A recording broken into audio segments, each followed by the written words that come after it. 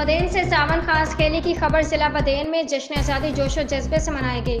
जश्न आज़ादी की मरकजी तकरीब जिमखाना बदेन में मुनक्किद की गई, जिसमें deputy commissioner Yasir Bhatti, chairman जिला कौंसल अली असगर हालीपोटा, तर्जमान सिंध हुकूमत Abdul Wahid Halipota, SSP Badin Shahraz Nazir, additional deputy commissioner Kashif Raza Mangi, additional deputy commissioner 2 Rajesh Dilip, Pak army के major Salman, district health officer doctor Zahiruddin Memon, district information officer Sarfaraz Samoo, assistant commissioner Badin Shahryar Habib, district scout secretary Mir Mohammad Khoso, MS civil अस्पताल Badin Mir Akhtar Ali टालपर, additional director social welfare Abdul Ghaffar Khoso, deputy director livestock doctor Dodu Chandio और दिगर के हमरा परचम कुशाई की रस्म अदा की।